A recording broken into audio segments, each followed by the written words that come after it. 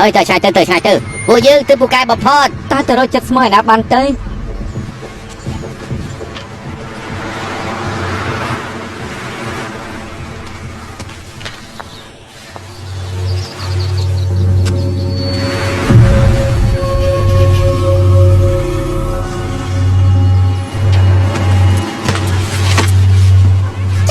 hơi để sang tận chúng ta cho sờ bòn chết bàn chết đua nằng nè từ tu khẩu trâu ai vô chẳng phải cái mình tu khẩu trâu bền tí chứ ra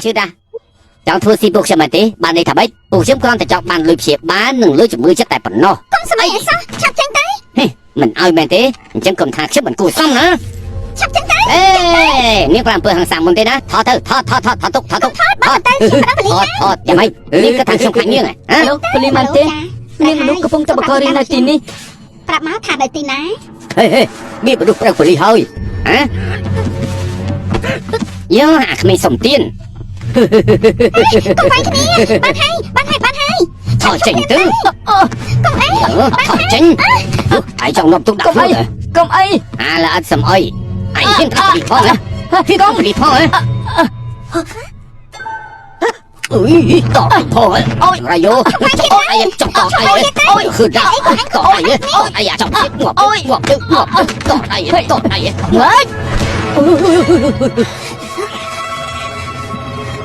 chờ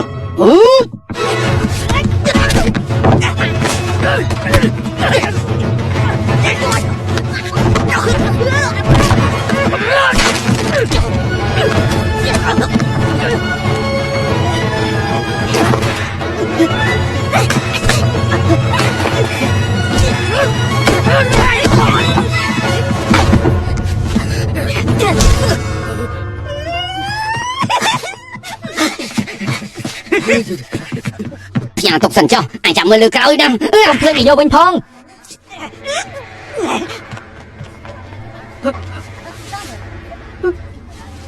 nè trời ta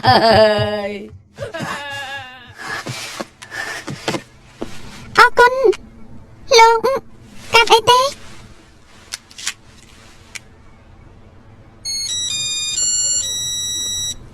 មិនទាន់ខូចទេ អរគុណដែលបានជួយស្មានមិនដឹងថាលោកពូកែវិជាការពារខ្លួនសោះ ការហាត់បងសាយត្រូវតែចេះហើយពួកគេជានរណា ជាពួកក្លឹបបដានៅម្ដុំនេះ3ថ្ងៃតែមករករឿងម្ដង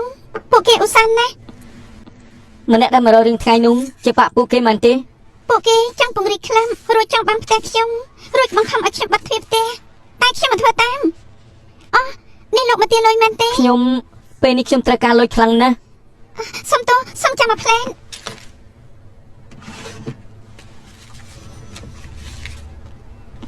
នេះលុយ អូ អេវាជាគុណលោកល្អណាស់លោកចង់ឡើងប្រកួតបដាទេ ប្រកួតហ៎ មែនទេ កុំលេងសាច់អីខ្ញុំត្រូវទៅរកការងារធ្វើផង អេខ្ញុំកំពុងព្យាយាមជួយលោកផ្ដល់កន្លែងសម្រាប់អេមានលុយរង្វាន់ដែរណា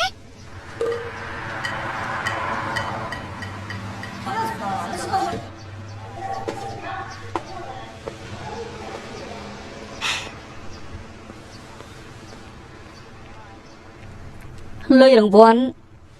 ប្រហែលដែរ 4 អ្នកចុងក្រោយ1សែនម្ចាស់ជើងឯក3សែន ខ្ញុំធ្លាប់ប្រកួតម៉ងសាយប៉ុន្តែមិនធ្លាប់ឡើងបដាល់ទេ ខ្ញុំជួលមនុស្សបង្រៀនលោកបាន ហ៎នរណាគេទេហ៎ giờ mình xem thừa cả đòn mỏng bay lấy xong tận đây sần hơi ចង់បានធ្វើ mà chào y trong sập vỏ bàn thế bà trong đó bà nút cờ thơ đó bà nút cả trường đi đây tiếp bà chơi tiếng sầm đầy phong công tha lái đó tờ bài kia nu ai giờ chưa cho kể nà គេធ្លាប់ឡើងបដាល់មែនទេ ហាបាននិយាយទៅខ្ញុំខានឃើញគាត់ឡើងបដាយូរហើយ ai thật là na của bông thừa phút ai thao để na ខ្ញុំនៅខាងនេះ xa bay mà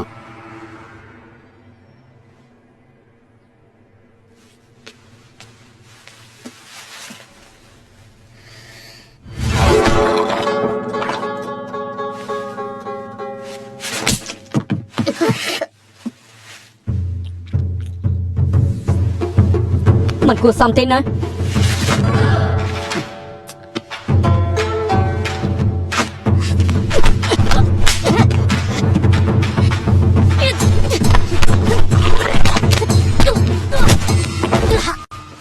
ឯងគិតថាការវាយគ្នាសុទ្ធតែដូចគ្នាទាំងអស់មែនទេស្រីរបស់ឯងនឹងមានចន្លោះបើឡើងប្រកួតវិញមិន13នាទីទេស្លាប់បាត់ទៅហើយខ្ញុំដឹងថាឯងពិបាកចិត្តតែបើឲ្យគេឡើងសង្វៀនគេប្រកាសជាស្លាប់ជាមិនខានទេ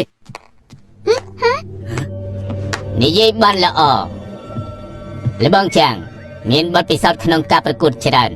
ដូច្នេះពួកយើងគួរតែបង្រៀនក្មេងៗបន្ថែមទៀតពេលត្រូវគេវាយមានអារម្មណ៍យ៉ាងណាដែរ